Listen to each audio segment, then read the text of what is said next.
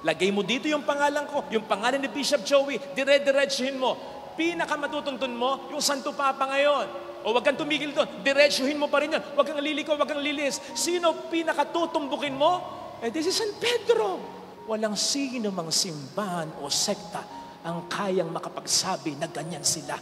Tayo lang ang mayroong direct succession sa apostol at syempre sa Panginoon. Kakatayin ako sa social media. Kokontrahin nila yung sinasabi ko. Gagawin nila akong katatawa sa inyo. Pero nasa sa inyo, sinong paniniwalaan mo? Kapitbahay ninyo? O yung tatay mong alam ang istorya ng pamilya mo hanggang sa kanununuan ninyo? Hanggang ngayon ay viral ang libro ni Vice President Sara Duterte ng pinamagatang Isang Kaibigan. Ito'y matapos bulisin sa budget hearing ang inilaang 10 milyong piso ng OVP para sa printing at distribution ng librong ito. Depensa ng OVP, hindi ito ibibenta. Ito'y libreng ibibigay sa mga bata para makatulong, lalo na sa kanilang reading comprehension. And more than that, meron itong magandang moral lesson sapagkat ito ay tungkol sa isang loro na tinulungan ang kanyang kaibigang Quago nang salantahin ng bagyo ang bahay ng Quago. And so promoting genuine friendships, especially among us Filipinos. Kaya lang hindi nagustuhan ng iba, lalong-lalo na ng ibang mga netizens. Kaya nagsulputan ng maraming memes tungkol dito. Alam nyo naman yung memes, di ba? Parang pinaglalaroan kung ano yung issue, kung ano yung mga character sa issue. So normally and usually, ang makikita mong mga memes ay loro at Quago. Pinaglalaroan yung dalawang karakter sa libro. Kaya nagulat ako nang makita ko ang meme na ito. Hindi na loro yan, hindi na Quago yan. Agila na yan, tigre na yan eh. Tapos may title pa ng ganito, Dating Magkaibigan. Unit team. Totoo ba yan? Sinabi ko lang naman yan ha, kasi parang ganito ang eksena sa ating Ebanghelyong napakinggan eh. Pagkatapos sabihin ni Kristo sa kanyang mga alagad, by the way, pag sinabing mga alagad sa konteksto ng Ebanghelyo ngayon, ito yung mga followers, sumusunod kay Kristo. Hindi lang ito yung 12, marami pa sila. Pagkatapos ni Kristong sabihin, ako ang pagkain bumaba mula sa langit, ibibigay ko ang laman ko sa inyo bilang tunay na Ano nangyari? Marami sa kanyang mga followers ang hindi na sumunod sa kanya. Kaya nga ang tanong niya sa kanyang mga alagad, aalis din ba kayo? Palagay ko, nalulungkot din si Kristo. Sapagkat sino ba naman ang gugustuhin? Naiwan siya ng kanyang mga itinuturing na kaibigan. Sakit yan. Mahirap yan. At ayaw ni Kristong itanong din sa atin yan na kanyang mga piniling kaibigan. John 15:15. Kaya lang, sa ating pakikipagkaibigan kay Jesus, hindi siya, kundi tayo ang dapat mag-adjust sa Kanya. Hindi naman tayo magkaparis eh. Diyos siya, tao lang tayo. Panginoon natin siya. Tayo ay dapat sumunod sa Kanya. Doon nagkaroon ng problema sa ating mabuting balita. All the while, they were following Jesus. But then, meron silang narinig na hindi nila kayang tanggapin. Hindi nila kayang sundin. Ano yung sabi nila? Mabigat na mga salita ito. Sinong makatatanggap nito? It's hard to swallow. Hindi sinabing, sinong makakaintindi nito? Sapagkat sa totoo lang, naintindihan nila. Kung ano yung pagkakasabi ni Kristo, yun ang dinig nila, yun ang pagkakaintindi nila. Kaya hindi na nga ni Kristo kinlarify pa kasi malilito lang sila. Yun talaga ang sabi niya, naunawaan niya. Naunawaan nila. Ibibigay niya talaga ang sarili niya, ang laman niya upang maging pagkain lang. Hindi lang nila alam kung paano, pero dapat ay naging sapat na yung nakikita nila, yung karanasan nilang honest si Kristo. Kapag sinabi niya, totoo yun. Hindi lang nila alam kung paano, pero kapag sinabi ni Kristo, makapangyarihan si Kristo, kaya niyang gawa ng paraan yun. So naintindihan nila, naunawaan nila, hindi lang nila matanggap. Doon nagkaroon ng problema. Para lang ganito. Di ba maliwanag naman, yung sinabi ng Panginoon, ang pinagsama ko, hindi dapat paghiwalay ng tao. Di ba maliwanag naman yan? Ba't ginugulo natin? Bakit meron tayong usapin tungkol sa diborsyo? Di ba maliwanag naman, nalilikha ng Diyos ang tao, babae at lalaki lang, Don't get it wrong sa mga kapatid namin.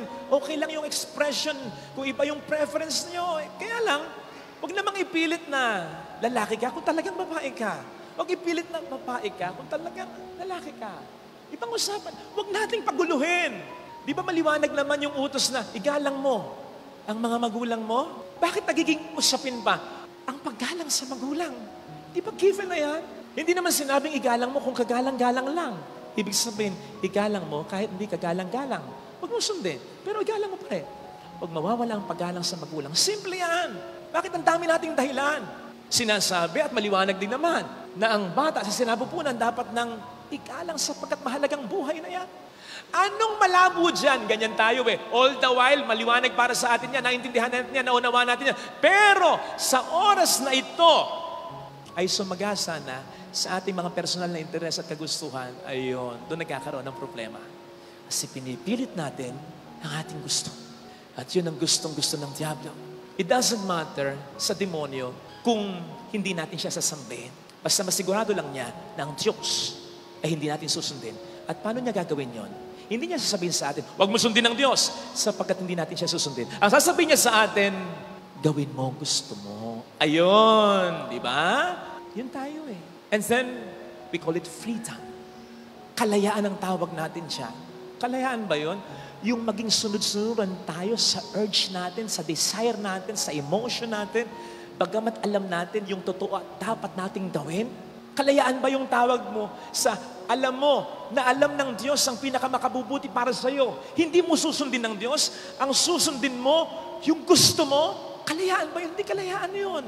Alipin tayo ng ating laman pag ganun. Tandaan natin na hindi lamang tayo laman at spirito. Hindi nga tayo, laman lang tayo'y mas sa espiritu. Sapagkat kapag tayo namatay, wala ang laman, buhay ang espiritu. At ang espiritu natin ay galing sa Diyos.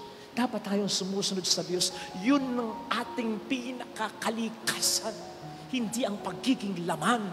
Para lang yan, paninindigan mo pa rin sa iniidolo mong politiko o religious leader na alam mo namang gumagawa na ng maraming kamalian ito. Kung bakit ganito ang bansa natin ngayon.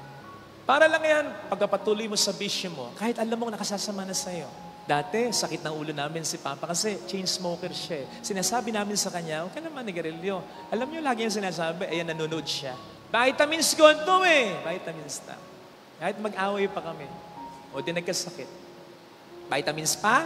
Hindi na. Tigas lang ng ulo nung una talaga. May mga nagiinuman, pare, sabi ng kaibigan nating doktor, nakasisira daw ng atay ang alak. Huwag kang maniwala doon, pare. Pare, paano kung totoo? Ganito lang, pare. Ito, pulutan natin. Atay ng manok. Ano kinalaman niya sa pinag-uusapan natin?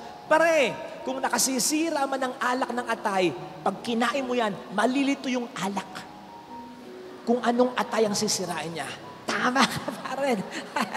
Atay tayo siya. Lalapas tanganin mo ang magulang mo, gayong alam mo, nakabutihan mo lang ang nanais nito, mas paniniwalaan mo pa ang iba kaysa sa iyong ina. Bakit mo ipagpapalit ang pamilya mo? Okay, wag na yung asawa mo. Yung mga anak mo na lang, hindi mo naisip yon? Nasa tama ka pa bang disposisyon?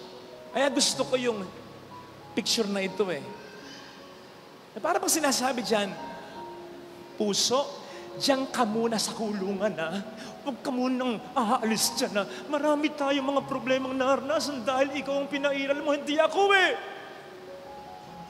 Kaya nga siguro nasa itaas ang utak para itim natin ang puso Mag-isip-isip tayo. Wag puro desire, wag puro urge, wag puro emotion. Yun ang sinasabi sa ating unang pagbasa ngayon. Sa pagdedesisyon, isipin mabuti. Isipin mo mabuti, yung dinideny mo, yung pinababayaan mo, yung binabaliwala mo, yung iiwanan mo, yung pinagpapalit mo. Worth it ba yung ginagawa mo? Para lang din yan. Wag naman sana, pero kung sakaling sa dami ng iyong mga problema, sa dami ng iyong mga pangit na karanasan, maisip mo na iwanan mo na ang simbahang Katolika. Sana maisip mo at sana maging maliwanag muna sa iyo na ito ang simbahang itinatag ni Kristo. Hindi ko sinasabing sa ibang sekta, sa ibang reliyon, di ka maliligtas. Ang sinasabi ko, sa simbahan na ito, sinabi ng Panginoon, Matthew 16:19, whatever you bind on earth shall be bound in heaven. You loose on earth shall be loose in heaven. Sana ma-realize mo muna na bago mo sabihin, nakita mo sa iba yung katotohanan, sa kabila yung katotohanan. Matanong mo sarili mo, sinuri mo na ba ang katotohanan sa simbahang ito? Napakalayo sa katotohanan, makakita ka ng katotohanan sa iba.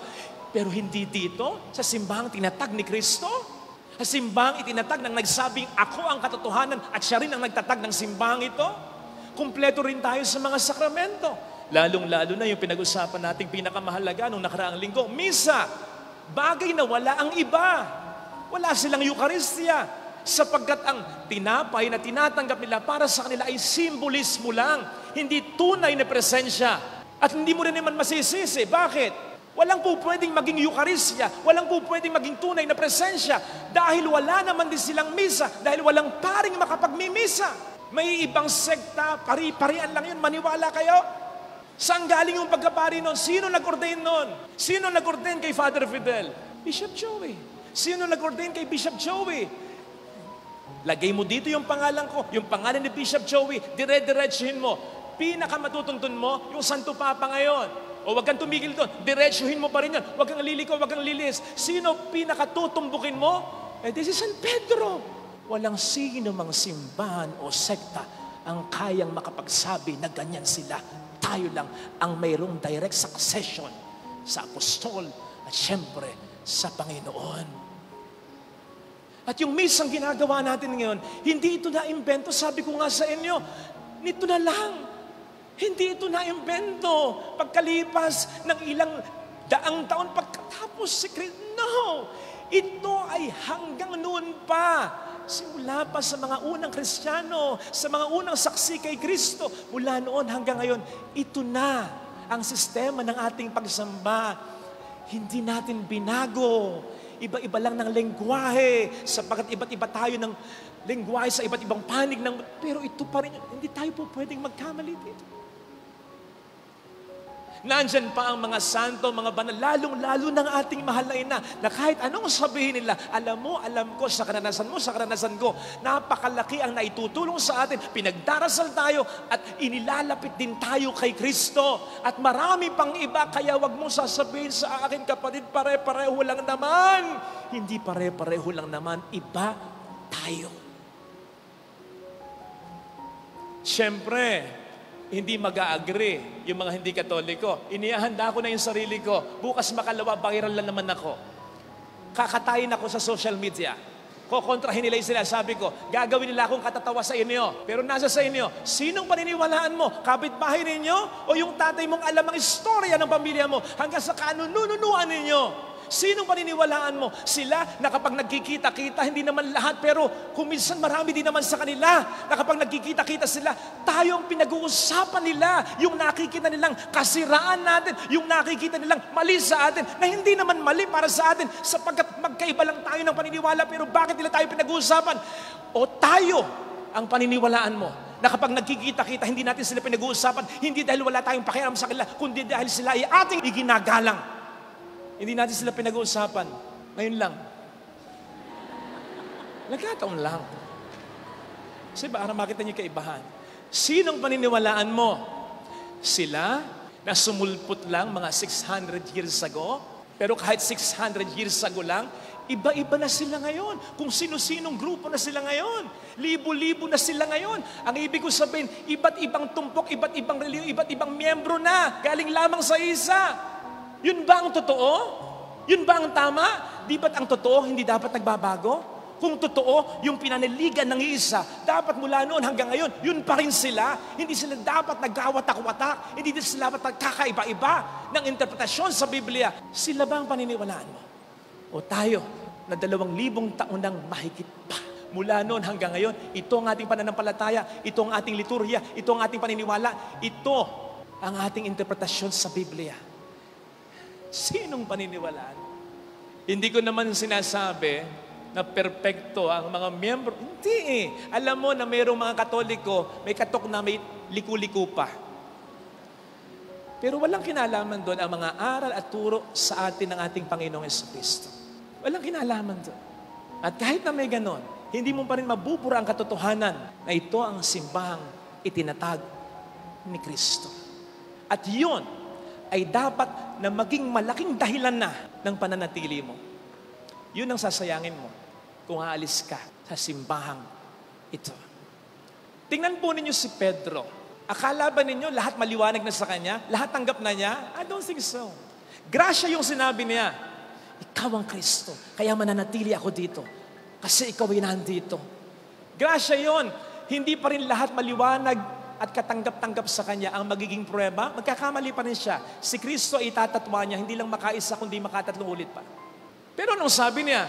Para bagang kahit di ko pa natatanggap lahat, naunawaan lahat, nandito to ka, dito ako. I-paraphrase natin, Lord, kahit saan naman may chismosa, kahit saan naman may buwisit, kahit naman saan may tagapamahala na hindi tama ang pamamalakad, na hindi karapat-dapat, kahit naman saan ako magpuntang reliyon o sekta, hindi pa rin magiging okay ang lahat. Pero hindi ko po pwedeng sabihin kahit saan, yun ang itinatag mo simbahan, sapagkat ang itinatag mo simbahan, isa lang, ito lang. So kahit may mga hindi pa ako natatanggap o hindi naunawaan, dito lang ako sapagkat narito ka. At kahit ako'y makasalanan, nandito ka, dito ako, mababago mo ako. Balang araw, matatanggap mo rin. Balang araw, maintindihan mo rin. Basta, you stay, you remain. Yun ang sabi ng Panginoon. Hindi nyo pa naintindihan ngayon, pero maintindihan nyo rin sa pamamagitan ng Espiritu Santo pagdating ng panahon. Yun ang sabi ng Panginoon. You remain in me, I remain in you, I abide in you, and your joy will be complete. Ganun din sa bawat relasyon. Wala namang perpektong relasyon eh. For as long as you are both struggling to keep the relationship alive, okay yun. Kahit may mga pag-aaway, miscommunication, kahit may pamamanglaw, basta you both stay. Stay. Balang araw, matatanggap mo rin. Balang araw, maunawaan mo rin. Balang araw, mamimiss mo pa yan. Mamimiss mo yung pangungulit ng nanay mo. Mamimiss mo yung, kahit yung pag-aaway ninyong mag-asawa. Mamimiss mo yung kulitan ninyong magkapatid. Mamimiss mo yung pag-aalaga mo sa nanay mong may sakit. Mamimiss mo yan. Darating araw. Basta stay. Basta remain. Makatutulong yung lesson ng ating mga pagbasa. Sa ating unang pagbasa, ang lesson doon, isipin mo yung pinagsamahan yung dalawa. Isipin mo yung sakripisyo niya sa pamilya mo, sa pamilya ninyo, sa'yo. Isipin mo yung mga dininay niya para sa sarili niya, para pakasalan ka lang. Isipin mo yung mga magagandang qualities pa rin niya, kung bakit mo siya nagustuhan. Isipin mo yung kabaitan ng magulang mo na ngayon ay inaalagaan mo sapagkat may isa. Isipin mo, worth it ba na mawalan ka ng pag-asa, na iwan mo sila, na alisin mo yung obligasyon mo. Worth it ba? Yun ang una. Yung sa pangalawang pagbasa, ang sinasabi doon ay magmahal tayo tulad ng pagmamahal ni Kristo. Paano ba nagmamahal si Kristo? Hindi ganito, nagmamahal tayo sa Kanya, pero mas minamahal niya tayo. Kaya nananatili ang relasyon natin sa Kanya. Ganon sa pagkasama. Minsan, may kulang magmahal. Minsan, may tipid magbigay. Ikaw na ang mas magbigay. Ikaw na mas umunawa. Ikaw na mas umintindi. Ikaw na mas magpatawad. Ganon to keep the relationship alive. Mahirap na desisyon. Pero madalas, yun ang pinakatamang desisyon.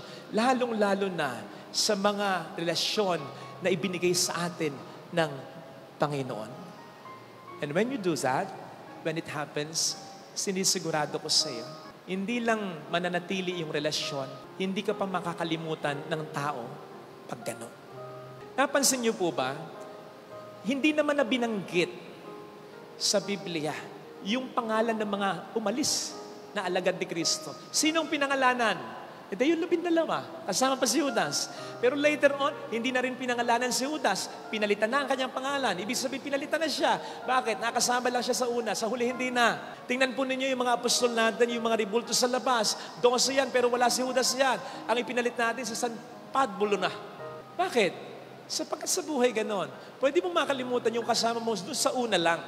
Pero sa huli hindi na. Pwede mong makalimutan yung mga kasama mo, hindi sa una pero sa huli lang. Hindi mo makakalimutan yung mula una hanggang huli. Nandyan Nagtiyaga, nag-alaga, umintindi, nagmahal, nagsakripisyo. Hindi ka makakalimutan ng magulang mo kung sa lahat ng kanyang mga anak, ikaw ang talagang sa kanya yung nag-alaga. Hindi ka makakalimutan ng kapatid mo kung mula una hanggang huli, nandiyan ang suporta mo. Hindi ka makakalimutan ng asawa mo kahit naliloko kanya. Nandiyan ka pa rin para sa kanya. Nandun pa rin ang paggalang mo kahit para na lamang sa mga anak ninyo. Kapatid, kung yung patak ng tubig sa sahig, sa bakal, sa bato, kahit anong sahig, nagmamarka, basta consistent. Yan pa kayang malaking mga sakripisyo mo, mula una hanggang huli, yun pa kaya ang hindi magmarka sa puso at sa isipan ng mga tao nakakaalam nito. Ito sana ang hiling nating biyaya sa ating banal na pagdiriwang. Hindi tayo maging dating magkaibigan, manatili tayong mga magkakaibigan. Amen.